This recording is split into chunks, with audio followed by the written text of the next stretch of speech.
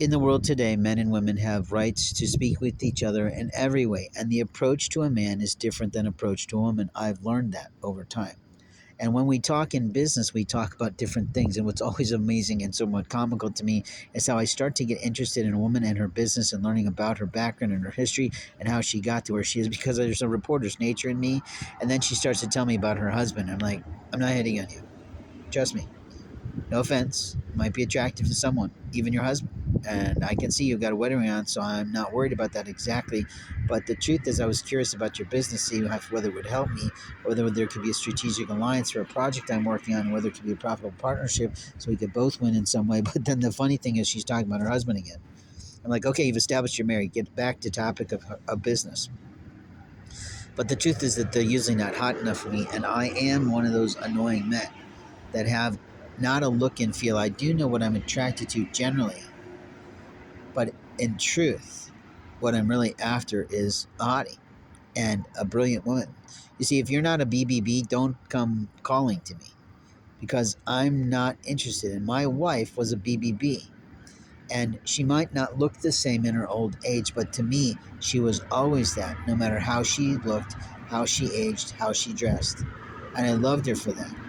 But she is gone now, and I have the right to move on at this point, 12 years later. And I've waited 12 years for one kiss from one girl who God sent to me. And He did send another. And God is like that.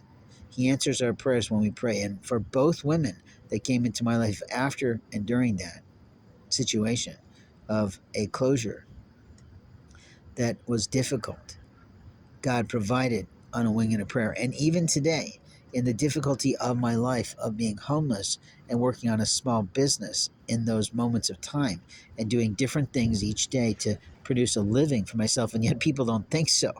They think I'm lazy or they think I'm just some derelict, and I'm not. The reality is that there is only a few women that turn my head and get the nod from me, a real nod of whoa.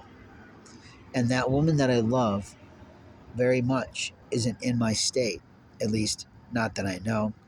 And the other girl who's a part of my heart, my mind, my soul, as a soulmate, is also someone I love.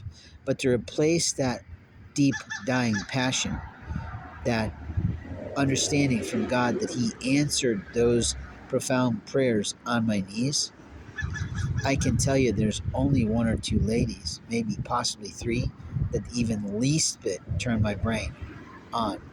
And it has to be that first. Otherwise, forget it. It doesn't matter how smart you are. It doesn't matter how hot you are. And I see this all the time online. I'm like, would you put your fucking clothes on? Because I'm not asking you to show yourself to me. But you're thinking the world wants to see that, and they don't. But here's the deal. If you're a smart businesswoman, if you're a smart hottie, then you might get my zeal.